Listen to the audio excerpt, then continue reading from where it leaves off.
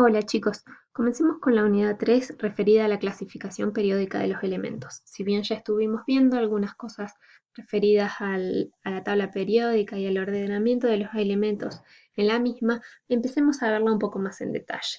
En 1869, el químico ruso Dmitri Mendeleev y el químico alemán Lothar Meyer publicaron cada uno por su parte el ordenamiento de los elementos conocidos hasta esa época. Esencialmente, la clasificación de Mendeleev se basaba en las propiedades químicas de los elementos, mientras que la de Meyer se basó en las propiedades físicas principalmente. Sin embargo, ambas clasificaciones eran muy parecidas entre sí, destacándose la periodicidad o la repetición periódica de las propiedades de acuerdo a un aumento de la masa atómica, dado que hasta ese momento el concepto de número atómico no era conocido. Lo que vemos aquí es la tabla periódica entonces presentada por Mendeleev en 1872, en la que de alguna manera los elementos con propiedades químicas semejantes ocupaban la misma columna. Esta tabla periódica agrupaba los 62 elementos conocidos en familias verticales o lo que ahora conocemos como grupo. Uno de los éxitos de la tabla periódica de Mendeleev es que pronosticaba la existencia de elementos que se desconocían en esa época, donde él vio que faltaban elementos. Mendeleev dejó espacios blancos. La explicación a la posición de estos elementos fuera de lugar tuvo que esperar al desarrollo del concepto de número atómico. Para esto pasaron más de 50 años. De hecho, el número atómico, como hemos visto en las clases anteriores, es el número de protones presentes en el núcleo del átomo. Este concepto es fundamental para la identidad de cada elemento. Actualmente sabemos que los elementos están ordenados de acuerdo al número atómico creciente y de esta forma la ley periódica adquiere su forma actual, la que establece que las propiedades de los elementos son funciones periódicas de sus números atómicos. Fíjense entonces que en la tabla periódica actual los elementos se encuentran ordenados de acuerdo al número atómico que dijimos. El número atómico constituye el número de protones en el núcleo atómico, que en el caso de un átomo neutro es igual al número de electrones. Entonces, esta tabla periódica actual sigue este ordenamiento. Vemos que las columnas reciben el nombre de grupos y las filas de períodos. Los elementos de un grupo tienen propiedades químicas y físicas similares y las propiedades de los elementos de un período varían progresivamente a lo largo de la tabla. Los elementos que se encuentran presentes en la tabla periódica están constituidos principalmente por 86 metales, 8 no metales y 17 metaloides. Los elementos a la izquierda de la tabla periódica, que se presentan aquí en forma escalonada, son metales, salvo el caso del hidrógeno con número atómico número 1, y los de la derecha como no metales. Aunque esta clasificación es un poco arbitraria, ya que vamos a ver que hay elementos que no se ajustan mucho a ninguno de estos dos parámetros. Entonces, los elementos mayoritarios de la tabla periódica se pueden clasificar en metales y no metales, como acabamos de ver. Si definimos algunas de las propiedades físicas de estos, podemos ver que los metales presentan alta conductividad eléctrica, la cual disminuye al aumentar la temperatura. Esto se contrapone a algunas de las propiedades de los no metales, como es la mala conductividad eléctrica, a excepción del carbono en forma de grafito. Por otro lado, los metales también presentan alta conductividad térmica, mientras que los no metales son buenos aislantes. En cuanto al brillo, los metales se caracterizan por tener brillo metálico, a excepción del cobre y el oro, y los no metales por tener brillo no metálico. En el caso de los metales, son mayoritariamente sólidos, a excepción del mercurio, mientras que podemos encontrar no metales en los tres estados de agregación. Ya los veremos en detalle. Por otro lado, los metales son maleables y dúctiles, se los puede manejar e incluso cortar y estirar fibras, mientras que los no metales son quebradizos en estado sólido y por lo general no presentan ductilidad. En cuanto a las propiedades químicas de los metales y no metales, vamos a ver que los metales presentan en sus capas externas pocos electrones, por lo general 3 o menos, mientras que los no metales en sus capas externas presentan 4 o más electrones, a excepción del hidrógeno y el helio, que presenta 1 o 2. En el caso de los no metales, tienen la capacidad de perder electrones, dando lugar a la formación de un ion positivo o catión, mientras que los no metales forman aniones por ganancia de electrones, excepto los gases nobles. En el caso de los metales, vamos a ver que la unión de estos compuestos elementos forman compuestos iónicos con los no metales, mientras que en el caso de los no metales forman compuestos iónicos con los metales, a excepción de los gases nobles y compuestos moleculares con otros metales. Vamos a ver también algunas de las características referentes al tipo de enlace.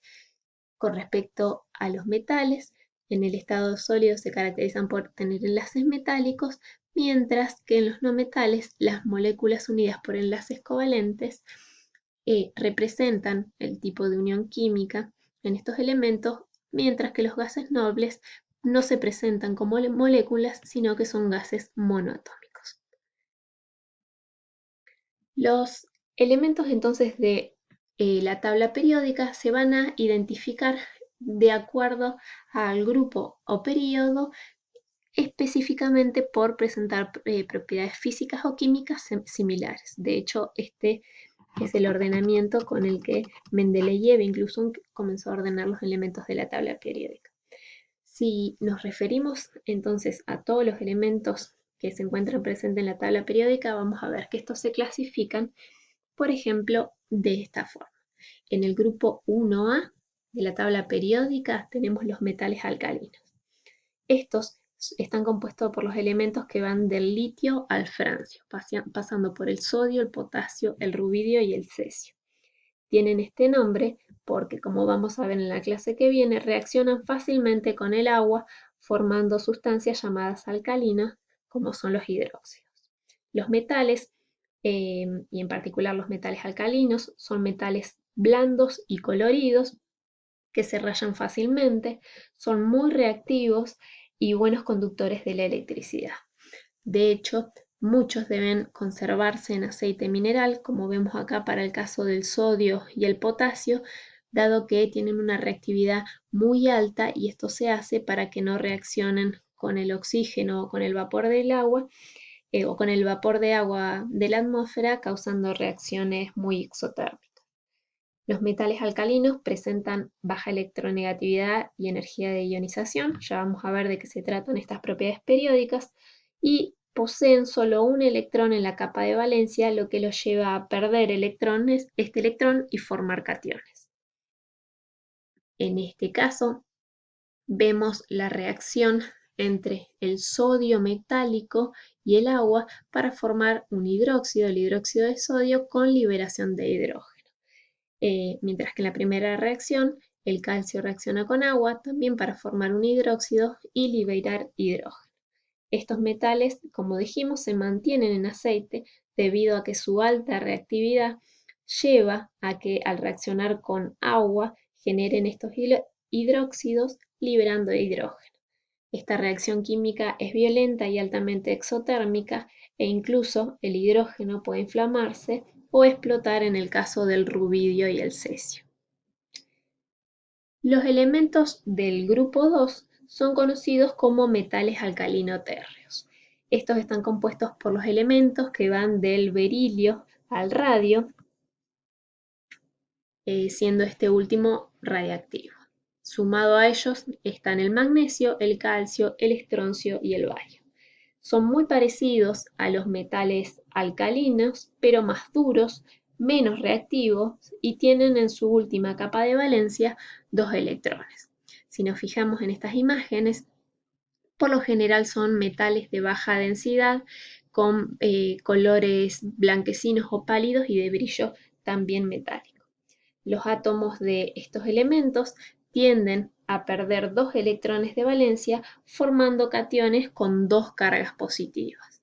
También reaccionan con facilidad con los elementos del grupo 17 para formar sales y con agua para formar hidróxidos fuertemente básicos. Ya veremos de qué se trata esto.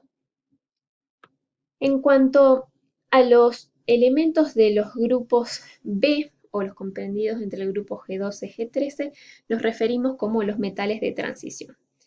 Estos van desde el escandio hasta el zinc en este periodo 4, desde el litrio al cadmio y desde el lantano al mercurio. Estos constituyen un grupo numeroso, el más numeroso de la tabla periódica, encontrándose en su parte central. Presentan alta dureza, son coloreados, presentan brillo metálico y algunos incluso son magnéticos.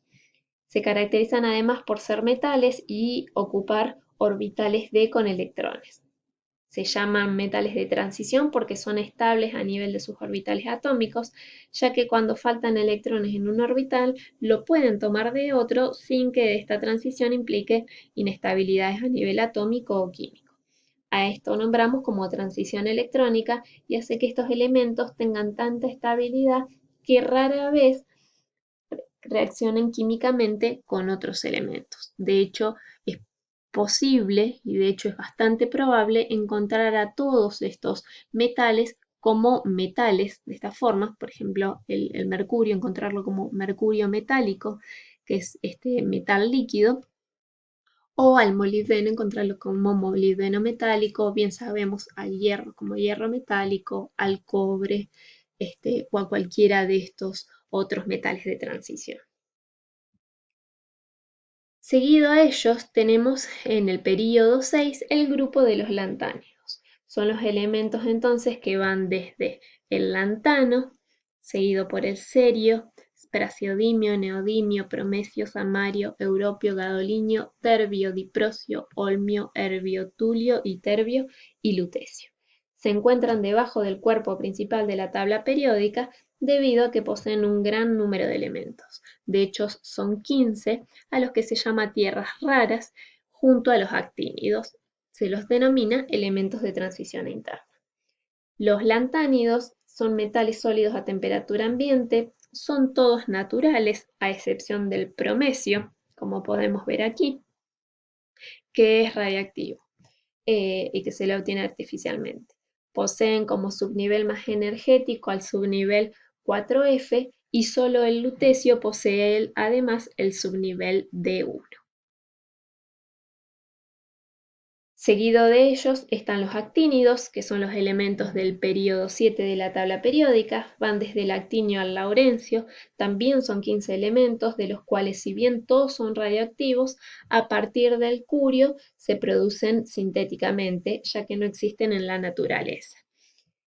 A partir del protactinio comienzan a llenarse los orbitales 5F, lo que hace que sean menos reactivos químicamente. Dentro de los no metales tenemos los elementos compuestos por el carbono, el nitrógeno, el fósforo, el oxígeno, el azufre, el selenio y todo el grupo de los halógenos y los gases nobles. Los no metales se caracterizan por tener distinta apariencia y propiedades, así como estados de agregación. Son sólidos como el azufre o gaseosos como el oxígeno. Tienen entre 4 y 8 electrones de valencia, presentan elevada electronegatividad y forman aniones por ganancia de electrones. Varios de estos elementos son diatómicos y poseen puntos de fusión menores que los metales.